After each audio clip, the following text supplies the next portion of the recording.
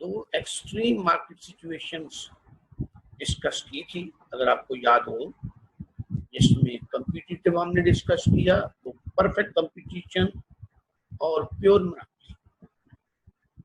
इनके दरमियान I told you yesterday that there is monopolistic competition, there is oligopoly, there is duopoly। अब monopolistic competition के अंदर large number of sellers, large number उधर भी था, परफेक्ट कंपटीशन में भी लार्ज नंबर ऑफ सेलर्स था, यहाँ भी large number of sellers. Difference क्या है? वहां पे प्रोडक्ट वाज होमोजीनियस, यहाँ पे product differentiated product, relatively freedom to enter and exit, उसमें कोई खास पाबंदी नहीं है, रेस्ट्रिक्शंस नहीं है, प्रोडक्ट डिफरेंशिएशन है, क्लोज सब्स्टिट्यूट्स एक दूसरे के लिए प्रोवाइड करते हैं। और फिर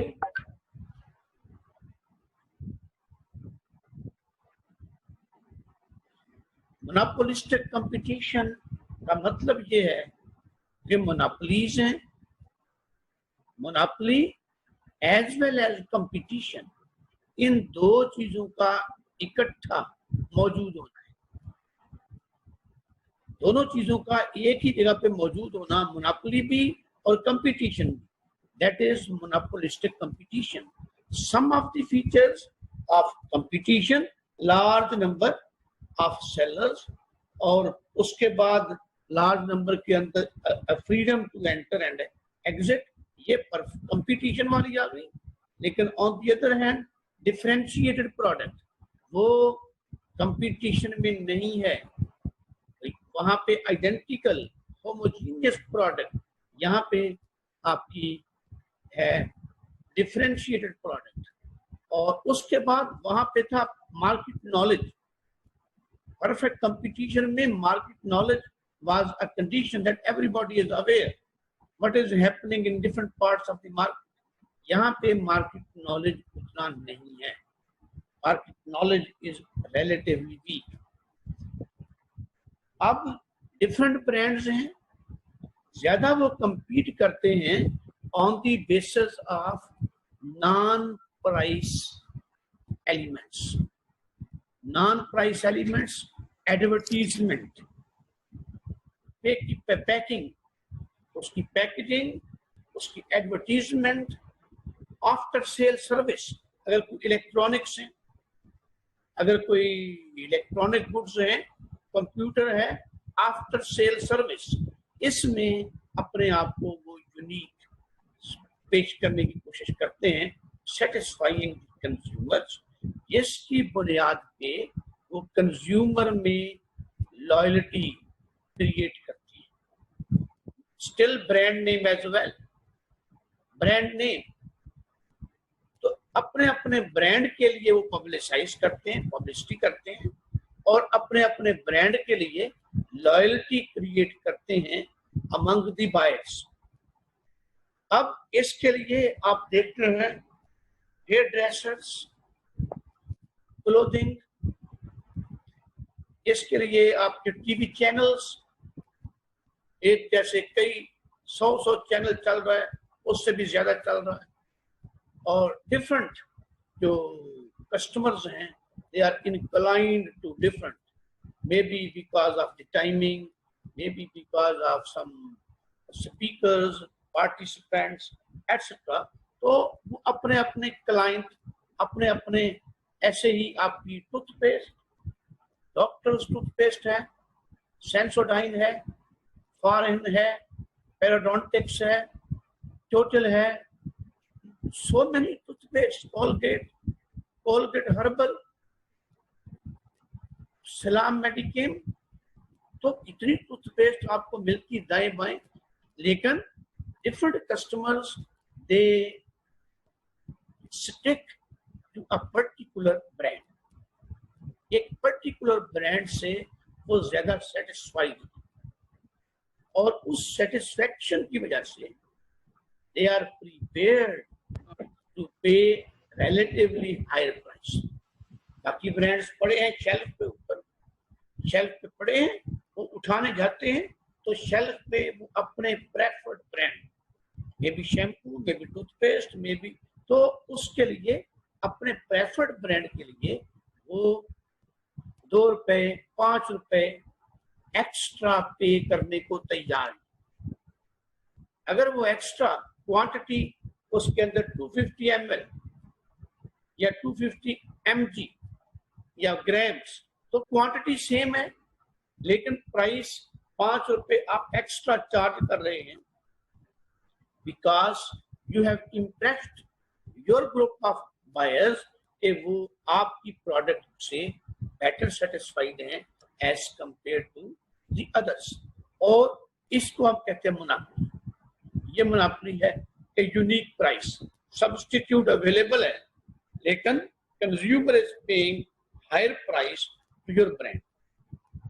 लेकिन अगर आप अपनी उस कीमत को ब्लाइंडली बढ़ा दें, डिफरेंस 5 रुपए की बजाय 10 रुपए का डिफरेंस ले आए, there is competition.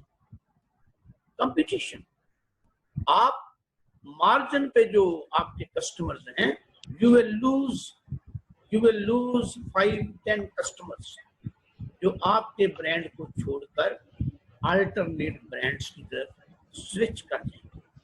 On the other hand, if you lower down your price, आप थोड़ी कम करें दूसरे ब्रांड्स की निस्बत, तो again you will attract 1-2 customers of 5 brands. आपके 10 कस्टमर्स बढ़ जाएंगे, आपके 10 कस्टमर्स बढ़, लेकिन दूसरे जो अल्टरनेट competing brands हैं, each brand will lose just 1 or 2 customers। इसकी वजह से एक तो ये कंपटीशन इज देयर। कंपटीशन, आप 10 लूज कर देंगे या आप 10 ले लेंगे, कंपीट किया है। लेकिन ऑन द अदर हैंड कहते हैं नॉन राइवलरी रिलेशन। जो डिफरेंट फर्म्स हैं, लार्ज नंबर ऑफ फर्म्स है, तो नॉन राइवलरी रिलेशन, जहां ये डिओपली है, डिओपली हम लेटर डिस्कस करते हैं, जहां पे 2 सिर्फ सेलर हैं, वो एक दूसरे के ऊपर नजरें जमा के रखते हैं। ओलिगोपोली 4-5 हैं, वो भी एक दूसरे की पॉलिसीज पे नजर रखते हैं, what our rival is doing. तो जो राइवल करता है वो उसको रिएक्ट करते हैं। लेकिन यहां कहा जाता है कि non rivalry relation exist, prevails, तो उनमें नहीं है। अच्छा, अब जब मोनोपोली है तो डिमांड कर्व इसका भी नेगेटिवली स्लोप है। मोनोपोली की तरह डिफरेंशिएटेड प्रोडक्ट है तो इसका भी डिमांड कर्व नेगेटिवली स्लोप है, और इसका MR curve again is below average revenue curve और डिमांड कर्व। तो मार्जिनल रेवेन्यू लेस है देन द एवरेज रेवेन्यू। और क्या होता है in the short run, again cost curves जो हमने पहले बनाए, कॉस्ट कर्व्स उसी तरीके से बनेंगे, तो इन द शॉर्ट रन ये एबनॉर्मल प्रॉफिट कमा सकता है। Monopolistically competitive firm can earn abnormal profit in the short run, लेकिन चूंकि एंट्री पे बैरियर्स नहीं है, एंट्री इजी है, रिलेटिवली इजी है। अगर आप आज एबनॉर्मल प्रॉफिट कमा रहे हैं, तो new companies, new sellers will enter into the market, और लॉन्ग रन में only normal profit will prevail. Long run में आपका एबनॉर्मल प्रॉफिट नहीं होगा, ओनली नॉर्मल प्रॉफिट। अब इसका जो डिमांड कर्व है इज रिलेटिवली फ्लैटर,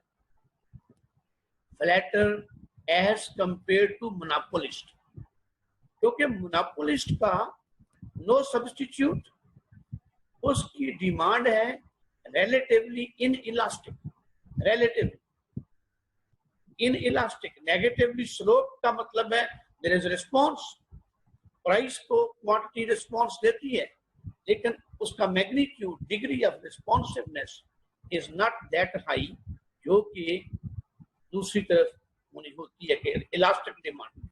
तो ये मोनोपोलिस्ट में और अल्टरनेट कोई नहीं है, तो आपने उसी को लेना है।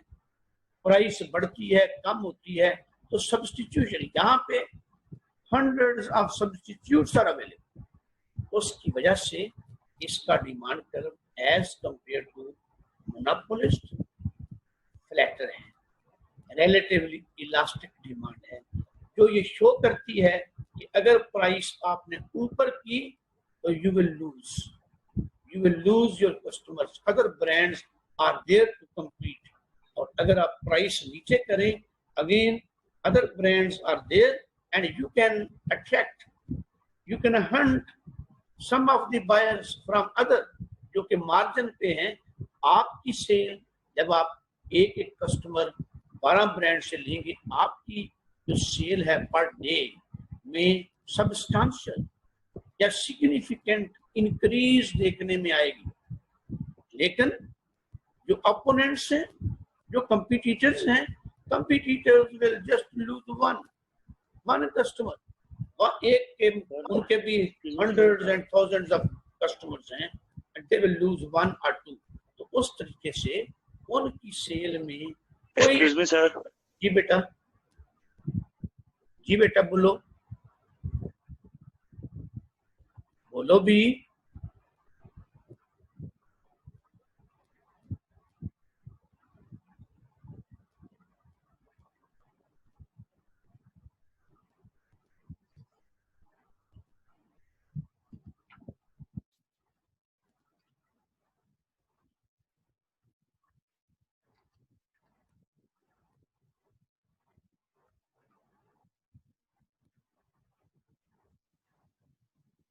सर कुछ स्टूडेंट का मैसेज आप उनको ऐड नहीं।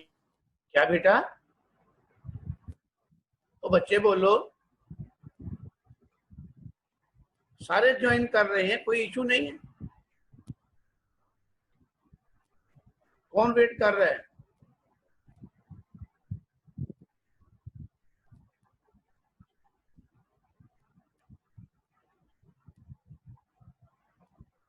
अतीका जाफर आ गई है।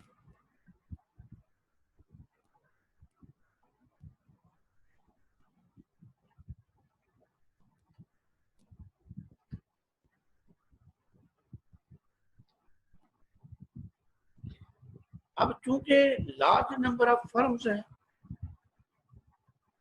और मार्केट नॉलेज का फकदान है, एक दूसरे से हाइड करते हैं, एक दूसरे के साथ कंपटीशन है, एक दूसरे से हाइड करते हैं, उतना वो डेटा मैनेजमेंट सिस्टम नहीं है पर्टिकुलरली डेवलपिंग कंट्रीज के अंदर।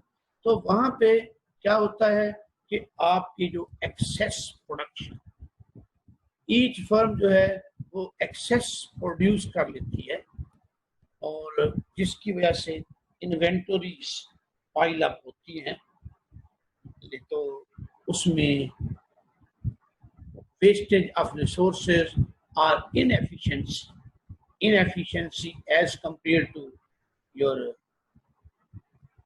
परफेक्ट कंपटीशन, आपकी इनएफिशिएंसी नजर आती है। अब oligopoly, competition between a few,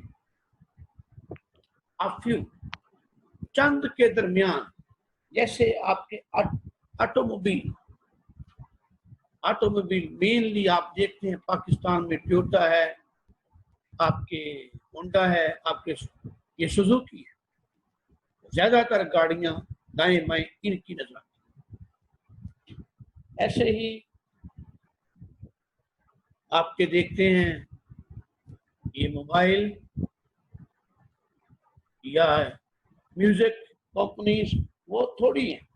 तो 3-4, अगर 3-4-5 की डोमिनेंस हो, ये नहीं कि इंडस्ट्री के अंदर होती नहीं, एग्जिस्ट करती हैं, लेकिन वहां पे 3, 4, 5 जो है वो 75 to 80% ऑफ द मार्केट जो बिजनेस वैल्यू या इंडस्ट्री आउटपुट वो उसको कंट्रोल कर रही है 3, 4 या 5 फर्म्स। तो बाकी जो है 15, 20 या उससे भी ज्यादा वो जस्ट 20%। उसकी वजह से ये जो 4-5 हैं ये लीडिंग रोल अदा करती है।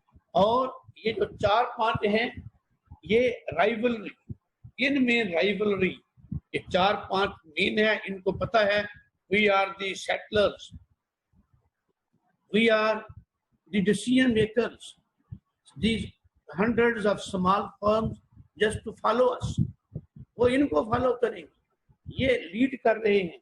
तो 4-5 अगर वो compete करें, there can be customers benefit, customers को बेनिफिट्स दे सकते हैं, मिलेगा। लेकिन they are wise enough, they are few, they sit together, mutual interest, they go for mutual interest and they make cartels. They make cartels or collusion, behave like one. They decide, okay, this will be the price, no one will charge less than this. एक आपस में consensus develop करके अपने अपनी advertisement करते हैं। Differentiated product है, लेकिन अब इसमें पता है 4-5 हैं, 4-5 एक दूसरे पे नजर कर रखते हैं। अगर एक फर्म अपनी प्रोडक्ट की प्राइस को थोड़ा बढ़ाती है, दूसरी फर्म्स ना बढ़ाएं, what will happen? Close substitute से आपने प्राइस बढ़ा दी और दूसरों ने नहीं बढ़ाई, दूसरे नहीं बढ़ाएंगे, you will lose your buyers, you will lose your customers. On the other hand, अगर आप अपनी प्राइस कम करते हैं, अपनी प्रोडक्ट की प्राइस आप कम करते हैं, द राइवल्स वो फौरन अपनी प्रोडक्ट की प्राइस भी कम कर देंगे। ऐसी प्रो अगर आप अपनी प्राइस कम करेंगे तो वो भी प्राइस कम कर देंगे, रिएक्ट करेंगे। राइवलरी रिलेशन एग्जिस्ट करता है, एक कंपनी सेल लगाएगी तो दूसरी कंपनी भी सेल लगा देती है, तीसरी कंपनी भी सेल लगा देती है, अपनी जो इन्वेंटरी है उसको क्लियर करते हैं, अगले सीजन के लिए अपने आप को तैयार करते हैं। तो इस तरीके से इनके दरमियान राइवलरी रिलेशन एग्जिस्ट करता है। लेकिन because they are quite wise, they are few, उनमें से कोई ना कोई दूसरों को चाय पे पिला देता है। कुछ दिन कभी कभी ड्यू टू वन और द अदर मिसअंडरस्टैंडिंग या कोई गलती कर लेता है तो द अदर्स रिएक्ट। जब रिएक्ट करते हैं कभी कभी गुस्से में, 2 दिन 3 दिन उसी जो फ्रीक्वेंसी में चलते रहते हैं, बट सून दे रियलाइज उनमें से कोई एक लीड लेता है और दूसरे को चाय पे पिला लेता है। Don't be stupid, don't go for mutual destruction. तो सबकी समझ में आ जाता है, and again they move together और वो अगेन करते हैं exploit to the buyers. Duopoly, आप देखते हैं duopoly just to पाकिस्तान के अंदर कोक और पेप्सी ये दो में एक काफी वक्त तक दो में कंपटीशन। अभी ये आ गया गोरमे कोला आ गया और रॉयल कोला और Muslim Cola. Still you know Muslim Cola is not that much seen in the market. गोरमे की चूंकि ब्रांचेस दाएं बाएं हैं, गोरमे कोला उन्होंने रखा हुआ है, लेकिन Pepsi Cola and Coca Cola ये हर जगह पे आपको नजर आता है। आपको कोल्ड ड्रिंक शॉप्स पे, आपको डिपार्टमेंटल स्टोर्स पे ज्यादातर आपको डोमिनेंस इन दो की नजर आती है, Coca Cola and Pepsi Cola. उसकी वजह से ये दो मेन प्लेयर्स हैं। ये जो आया गोरमे कोला आया या दूसरा, वो भी उनकी प्राइसेस को देखकर, उनकी प्रोडक्ट्स को देखकर उनसे सिमिलैरिटी क्रिएट करते हैं। इसीलिए वो गोरमे कोला उससे सिमिलैरिटी क्रिएट करते हुए उस तरह की वो उसकी फ्लेवर टेस्ट डेवलप करके उतना ही साइज 1.5 लीटर 2 लीटर और प्राइस थोड़ी कम, बिकॉज न्यू एंट्रेंट का असूल है कि to enter into the market and to fetch share in the market, तो वो कम करेंगे, इंट्रोड्यूस करना है, पेनिट्रेट करना है इनटू द मार्केट। पेनिट्रेशन वैसे मुमकिन नहीं है, तो लेकिन लीड अगेन वो दो फर्म्स लीड करती हैं, और जो दो फर्म्स हैं उनको अगेन पता है व्हाट दे डू। वो दो अगर ओलिगोपोली में मिलके बैठते हैं तो इन दो के लिए और आसान है, दो और easily they sit together and they create a monopoly. वो एक मोनोपोली क्रिएट कर देते हैं। इधर they go for physical geographical demarcation, geographical demarcation आपस में कर लेते हैं कि यार ये इलाका आपका, ये इलाका आप इस तरफ आप ना जाओ, इस तरफ मैं नहीं जाता। अगर उनको ट्रस्ट हो एक दूसरे का, वो नहीं ट्रस्ट करेंगे तो रिएक्शन होगा, दूसरा भी वो राइवलरी आ जाएगी। तो अदरवाइज तो या वो कहते हैं कि okay no competition on price, ठीक है, लेट द बायर्स डिसाइड, तो अपनी अपनी पब्लिसिटी करो, अपना अपना लगाओ इश्तहार, प्राइस वार नहीं होनी चाहिए, नो प्राइस वार। अगर प्राइस वार ना हो तो आपस में तो लिहाजा दोनों आप देखते हैं, पेप्सी भी कोक भी एक ही कीमत पे एक ही वो आपको मिल रही है, और कंज्यूमर इज एक्सप्लॉइटेड उनका ये अकेला बिहेवियर है। अब एक मोनोपोसोनी है, monopsony, what is monopsony? Monopoly single seller, ठीक है, मोनोपोली है सिंगल सेलर, मोनोपोसोनी उसके उल्ट है सिंगल बायर। सिंगल बायर, अगर एक बायर हो और सो मेनी सेलर्स हो तो उसको हम मोनोपोसोनी कहते हैं। ये कभी कभी यहाँ पे था जोनिंग, शुगर केन के लिए जोनिंग, जब जोनिंग थी तो एक जोन से बाहर शुगर केन ले जाना ममनू था, और जितनी शुगर मिलने आज है उतनी शुगर मिलने भी नहीं थी।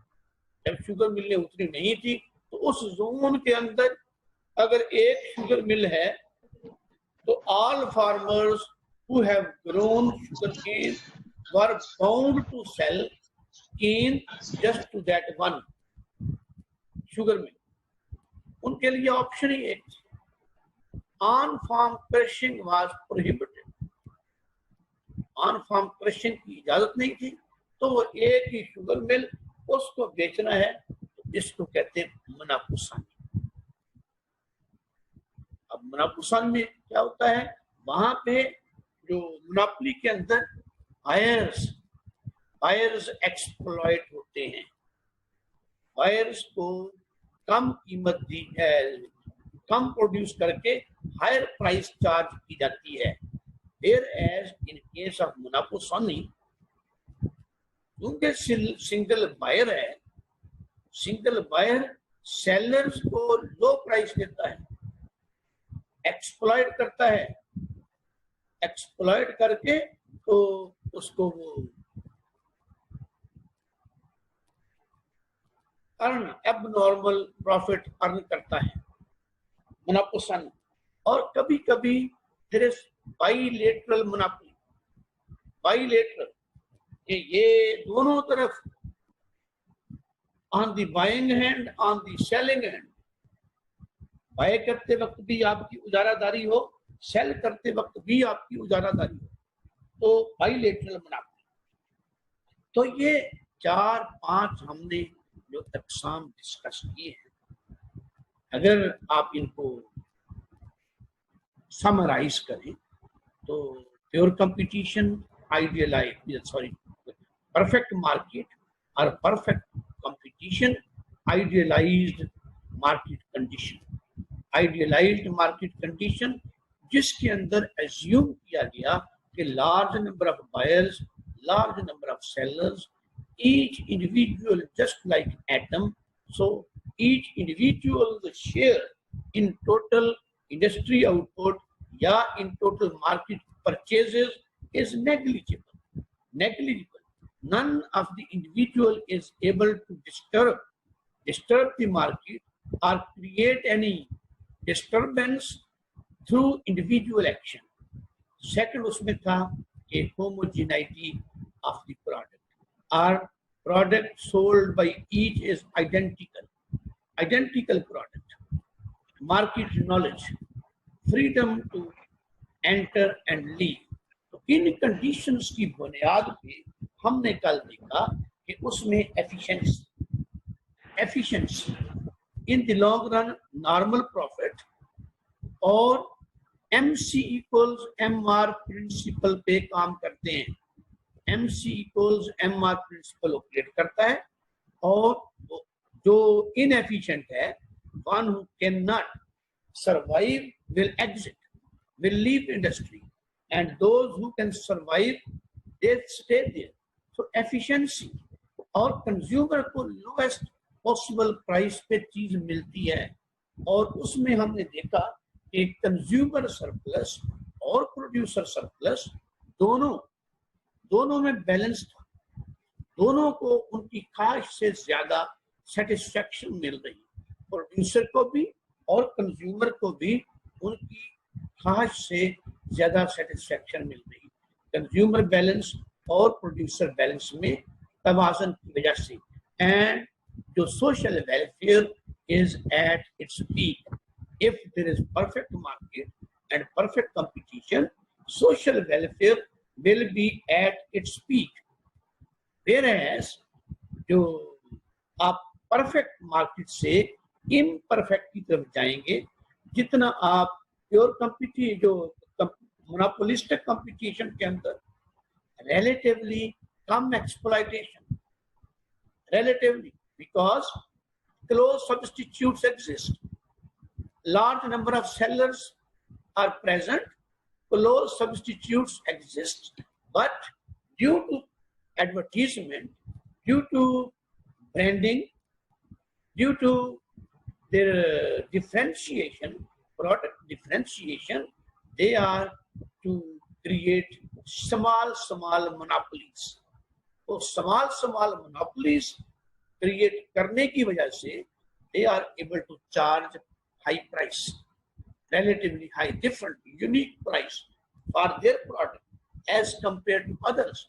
तो उस तरीके से, और मैंने कहा excess capacity monopolistic competition के अंदर, because large number of producers, तो उस तरीके से लैक ऑफ नॉलेज है, नॉलेज उनके पास नहीं होता, एक दूसरे के साथ शेयर नहीं करते, शेयर ना करने की वजह से देयर इज एक्सेस कैपेसिटी, उतनी जरूरत नहीं होती, सारे इंडिविजुअल्स अपनी अपनी वो क्वांटिटी बढ़ाने, keeping in view high increase वो प्रोडक्शन, तो वो कैपेसिटी इंस्टॉल करता है।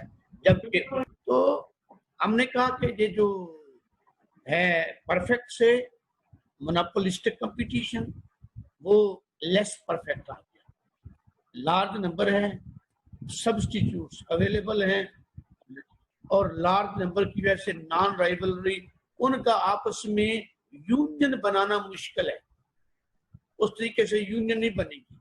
अच्छा, लेकिन चूंकि मोनोपोलीज क्रिएट की है, क्रिएट करने की वजह से शॉर्ट रन में उन एबनॉर्मल प्रॉफिट अर्न करते हैं, लेकिन जब वहाँ एबनॉर्मल प्रॉफिट एग्जिस्ट करता है तो कुछ और फर्म्स एंटर होती हैं, एंटर होने से वो लेस प्राइस पे ऑफर करेंगे।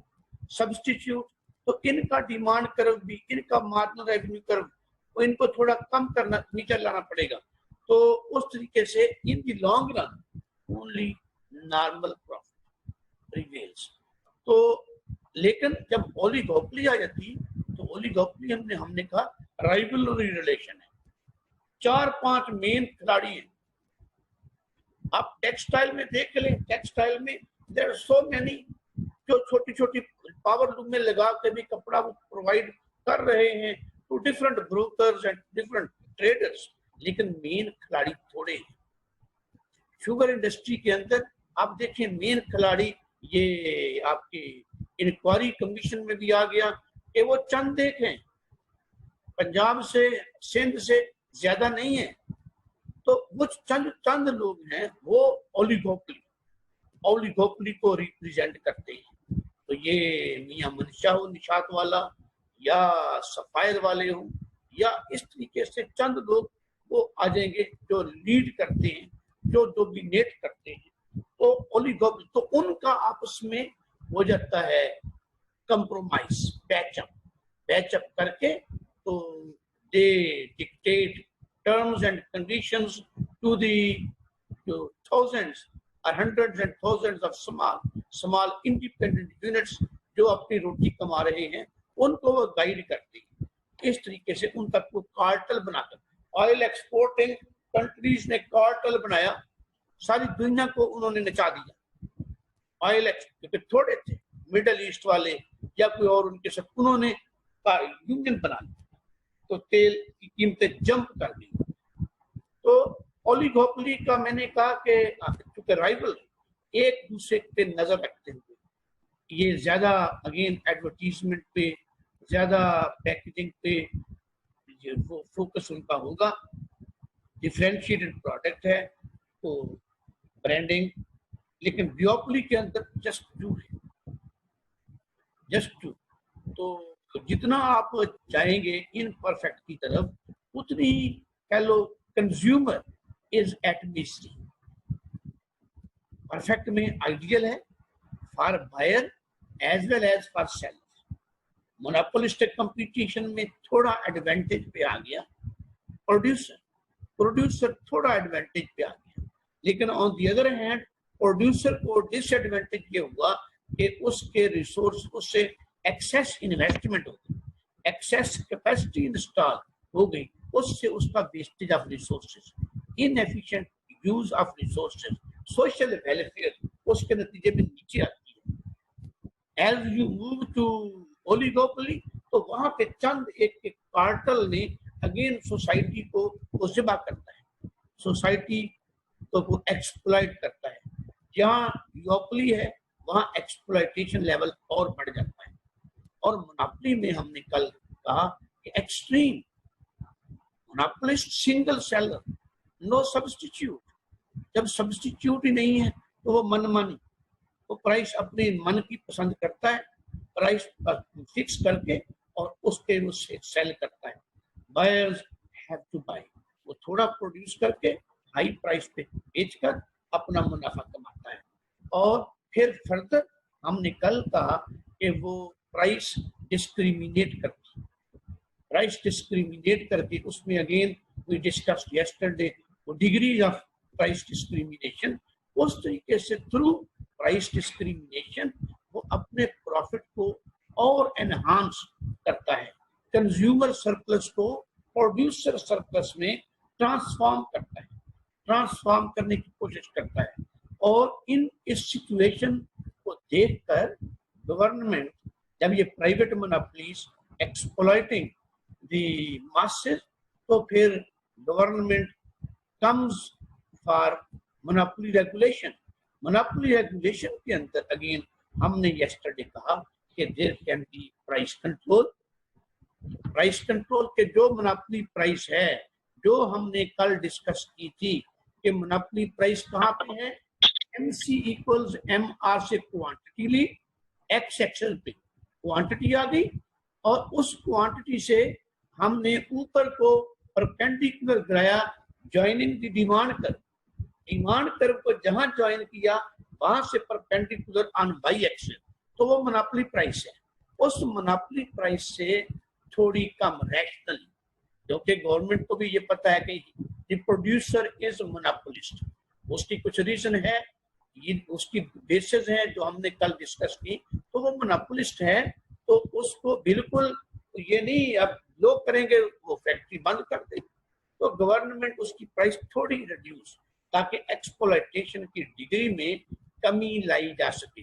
जब प्राइस कम कर दी जाती है तो अब वो मोनोपोलिस्ट प्राइस सेटर नहीं रहता, अब वो प्राइस टेकर बन जाता है, क्योंकि गवर्नमेंट ने उसको डिक्टेट कर दिया कि must not charge higher than the fixed regulated price. अब वो रेगुलेटेड प्राइस को देखता है कि उसकी एमसी कर्व के कहां जाके मिलती है, ठीक है। अब रेगुलेटेड प्राइस यही उसका एमआर है। अब पहले एमआर नेगेटिवली स्लोप था, अब एमआर उसका स्ट्रेट लाइन बन गई, हॉरिजॉन्टल स्ट्रेट लाइन। और ये हॉरिजॉन्टल स्ट्रेट लाइन ये पहली क्वांटिटी से राइट साइड पे जाके आपकी एमसी को कट करती है। जब आप देखते हैं कि MR is greater than MC, तो मोनोपोलिस्ट क्वांटिटी बढ़ाता है। आमतौर पे जेन में आता है कि अगर गवर्नमेंट प्राइस कम कर दे तो क्वांटिटी कम होनी चाहिए, लॉ ऑफ सप्लाई ये कहता है। लेकिन यहाँ पे मोनोपोलिस्ट का चूंकि सप्लाई कर्व है ही नहीं, सप्लाई कर्व तो था नहीं, अब वो यहाँ पे प्राइस सेटर से प्राइस टेकर में जब कन्वर्ट होता है तो वो अपनी क्वांटिटी बढ़ा देता है, ताकि अपने जो है वहां से वो बेनिफिट जो उसके ऊपर प्राइस रेस्ट्रिक्शन लगी है उसकी कंपनसेशन वो इधर से कर सके। दूसरा हमने कहा कि टैक्सेशन में अगेन दो ऑप्शंस हैं। दो ऑप्शंस के अंदर पहली हमने कहा पर यूनिट टैक्स।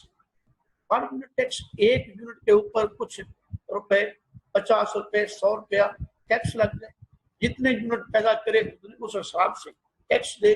जब पर यूनिट टैक्स होगा प्रोड्यूस करने पे होगा, हमने इन द बिगिनिंग डिफाइन की variable cost and fixed cast.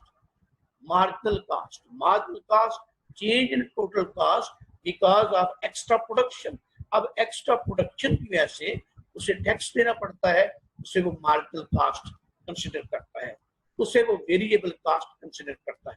लिहाजा जो फर्म है मोनोपोली फर्म, उसका एमसी कर्व वो जो है वो शिफ्ट कर जाता है to the left, up side move करता है, और उसका एबीसी कर्व अपवर्ड मूव करता है। उससे जो एमसी कर्व अब एमआर जहां था कहीं है, एमआर को एमसी पहले की निस्बत लेफ्ट साइड पे कट करेगा।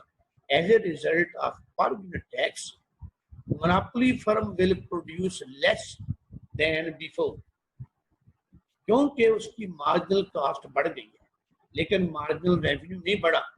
मार्जिनल रेवेन्यू जू का तू है, वो तो कंज्यूमर्स की तरफ है, वो तो बायर डिमांड को डिपेंड करेगा।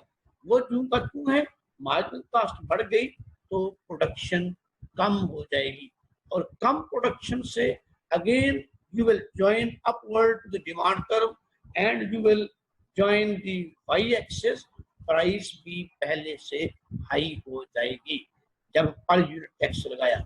लेकिन अगर लमसम टैक्स हो, लमसम टैक्स का मतलब कल मैंने आपको बताया कि उसकी कैपेसिटी को मलहूजे खातर रखते हुए आप उसके ऊपर इम्पोज कर देते हैं कि भी आपने साल में ये 1 लाख रुपया टैक्स देना है या 50 लाख, डिफरेंट डिपेंड करता है कौन सी ये शुगर मिल है या फ्लोर मिल है या क्या चीज है, जीनिंग फैक्ट्री है या स्पिनिंग यूनिट है।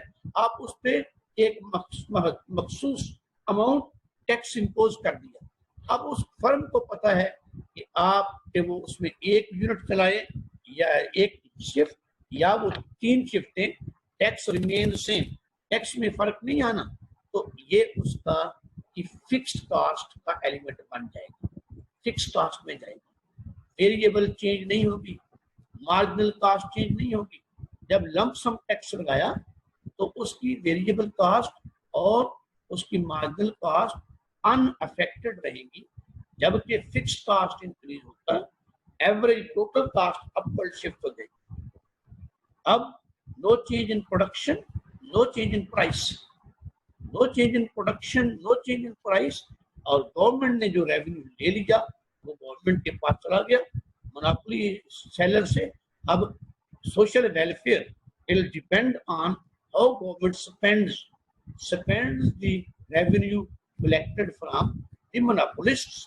अगर वो वेलफेयर प्रोजेक्ट्स पे लगे, for instance medicine in the hospitals या books to the needy students in colleges and universities, तो वेलफेयर लेवल अप जाएगा। अगर फी रिडक्शन, सब्सिडाइज्ड एजुकेशन मजीद बढ़ाई जाए, लेकिन अगर उसी से आप जो है lavish apartments for the parliamentarians, तो वो आपका नहीं, वो बुलेट प्रूफ आप गाड़ियां ले लेते हैं, तो उससे सोशल वेलफेयर में कोई इम्प्रूवमेंट नहीं होगी। अब जी बेटे, एनीथिंग एल्स?